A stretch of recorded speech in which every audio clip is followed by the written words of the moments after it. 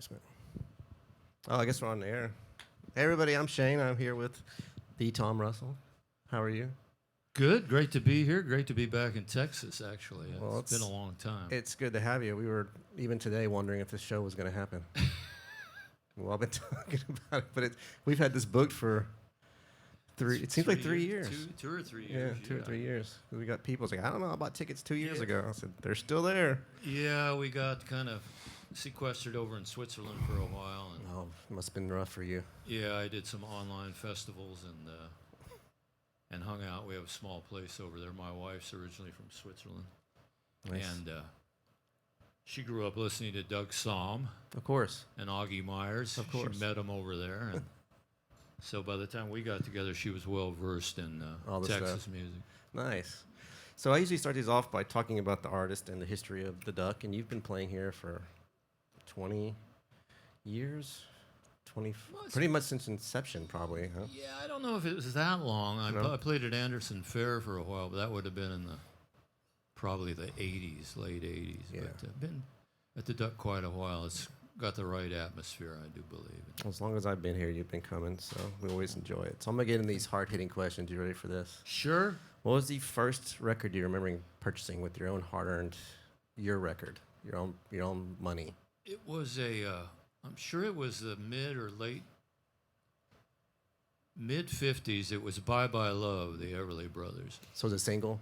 Yeah, the single. Yeah. I remember it had a yellow label, and they didn't write it. It was written in Nashville, but it had that sound, the definitive Everly Brothers sound, and I became a big fan. Later on, years later, I would say 20, 25 years later, Nancy Griffith used to open for the Everly Brothers.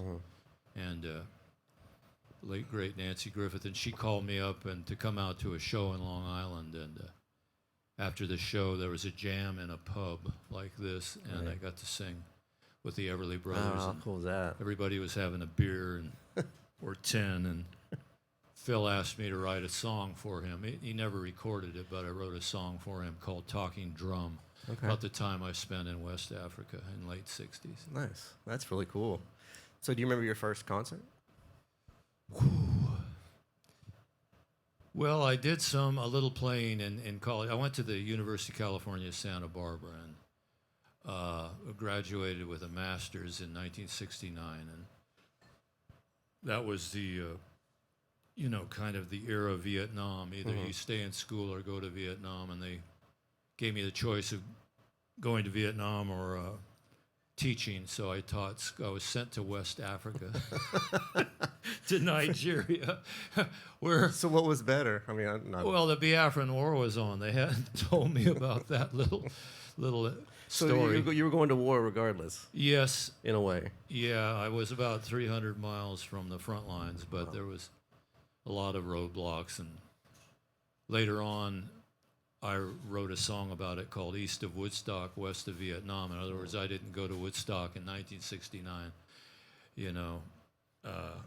or I didn't go to Vietnam. I went to Nigeria.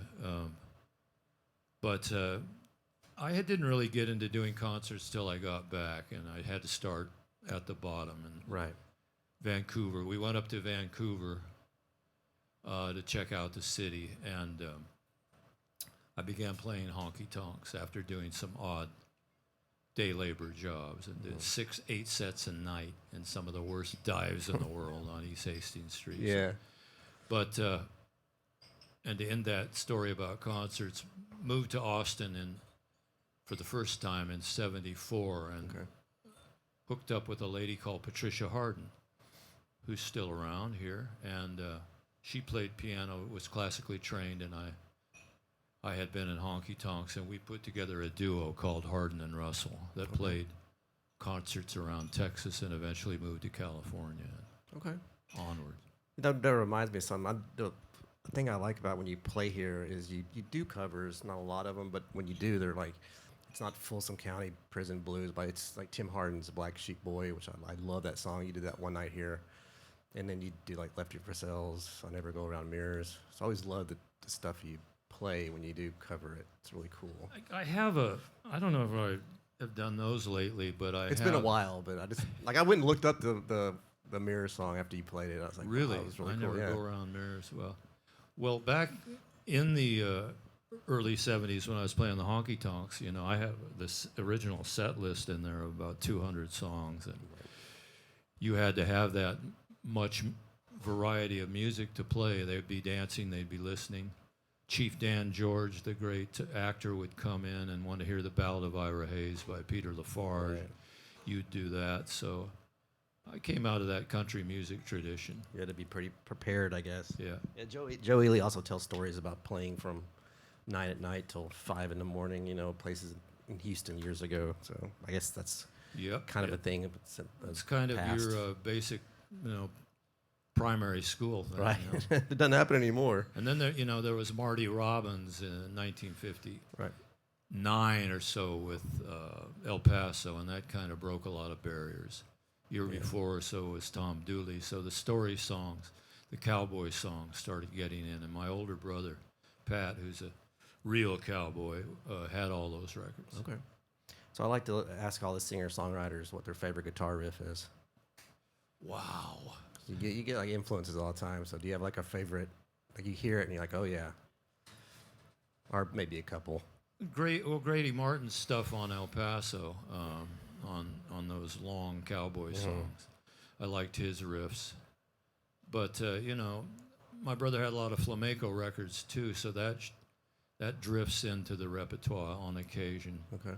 But then I got into the Rolling Stones too, so it would probably be a Keith Richards riff, for honky tonk women or something. Nice. So do you have a guilty pleasure song? Something like a guilty pleasure song that you don't really want to admit that you like? Oh, Which you probably don't want to admit right now. my God. I like that Bop song by Hanson. You know, it's just so catchy.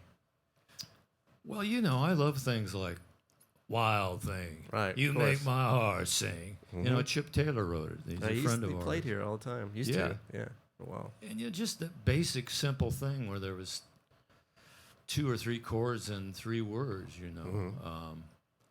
Like to listen to that. Of course, we listened to a lot of Tex-Mex and a lot of Spanish music, and something to get away from, to take your head away from listening to Top 40 or Nashville or whatever. And, Right.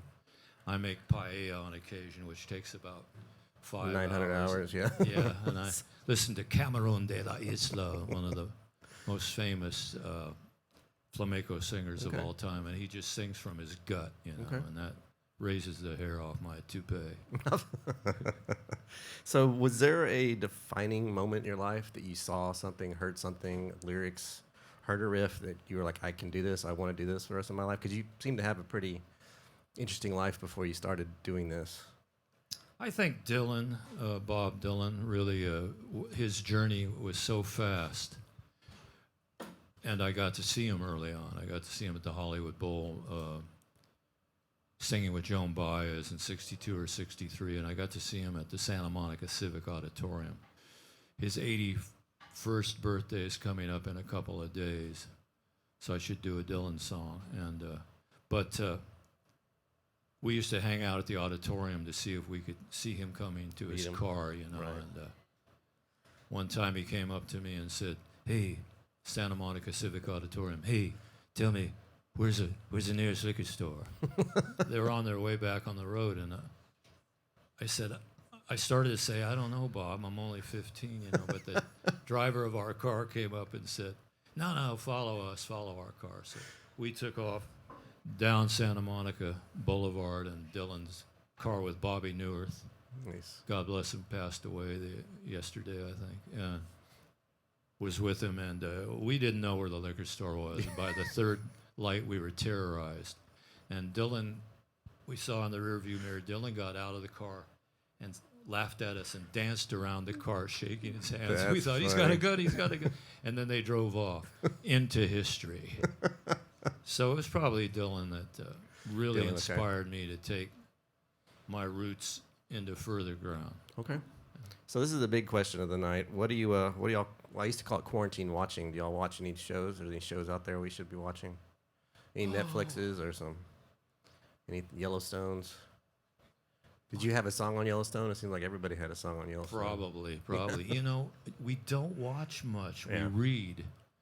Well, that's Looking good. over at my wife, we read at night, or we go back and watch some old movies that Right. inspired me, like Blow Up, that had the Yardbirds in it, or Did you watch the Beatles documentary, The Hard Day's Night? yes, New one? I have another Beatles vignette for you, really quick. Okay. When I played football in high school, and I weighed about 210. And when they came to the Hollywood Bowl in 1964, I was outside the gate, same as the Dylan thing, and I saw the police and the cars coming. I got in front of the entourage and said, "Out of our way, out of our way." I went through 5 gates, directing the Beatles to go to that part of the stage, and opened the door, so I got in free. And Right. Lennon looked at me and said, "Couldn't have done it without you, man." And boom, they went on stage and did their 30-minute set. And, you know, I was doing stuff like that as a kid, but Right. didn't have the guts to totally get into music until the later. 70s. That's. I mean, you've had brushes with all the Yeah, iconic people of music. very so. lucky. Well, I got to end this. I got some either ors. Just because you say you like one does not mean you dislike the other one. Could be a preference, or you don't have to answer them. You could just say no. The first one's Beatles or Stones. Stones. Yeah. All For right. J- It's a difference between, I can't say it, but we might go see the Stones next Nice. month. You know, Nice. so- They still got it. Yeah, still got it. We missed Charlie on the drums, but Yeah. yeah. So next one's Dolly or Aretha. My God. I know they're not supposed to be easy. These are hard. They're not supposed to be easy. You can pass. Jim Lauderdale passed on all of them, but I think because he knows everybody. Who did? Lauderdale. Yeah, that's the problem. You don't have to answer. You could say. I'd probably say Aretha. Okay. Elvis or Sinatra. Elvis or Sinatra. God, these are tough. Sinatra's been killing this one. It's been surprising to me. I'd have to say Sinatra. Okay. Yeah. Willie or Johnny. Willie Nelson or Johnny Cash. Johnny Cash, because I knew him, and he Okay. recorded a song of mine called Veterans Day. But Nice. yeah, love Willie too. Mi- These are great. Keep them coming. Michael Jackson or Prince. Wow. I guess Michael Jackson, because I watched him a lot. you See, know. I like Michael Jackson too, but he has not done well against Prince. No, really. No, because all the musicians love Prince as a guitar player and dancer and Yeah. everything else he was. I just kind of got into watching what Michael Me Jackson. too. I thought Michael was probably the biggest star the world's ever seen. Really, Yeah. worldwide. Lady Gaga or Madonna. Oh, Madonna. What's no dating? Neither one. Oh. Metallica or Sabbath. Oh, Metallica, I guess. Okay. Van Halen or Zeppelin. Van Halen or Led Zeppelin. Ooh. Van Halen. Okay. Good answer. Yeah. Yes. Billie Eilish or Adele. My God. Adele. Adele. There's really no wrong answer on that one. There's no wrong answer on any of them. No, they're pretty. Yeah. I got one more for you. You're probably gonna be mad at me. No. Well, you might be. John Prine or Bob Dylan. Everybody gets mad about that one. You know who I have to get mad at that one. You know who because- Freebo is? Out of California. He's the one that came up with that question. So get mad at him. Yeah. Well, once again, I knew John and toured with him. I opened for him on a tour back in the 90s, and so. But They're Bob's the one that made you want to do this. Yeah, that's the thing about choosing either one. We can call it a draw if you want. And yeah, I think that one's a draw. Okay. And John and I were always going to write a song called "When Chimpanzees Go Nuts," about chimpanzees going off their nut at a kid's party, And we never got around to finishing it, but I love John. We sang "Paradise" together quite a lot Okay. when we did the shows. So that's Well, a tough one. I know. I'd like to end it with that. That's all I got for you. I appreciate you hanging out Great with me. questions. Are very tough to choose between this and that. Yeah, well, it's, we're going to do a psychiatric evaluation of you later because of this, but not really. But thank you very much. That's all I got. Thank Appreciate you, it. Shane. All right. I'm honored. Tom Russell.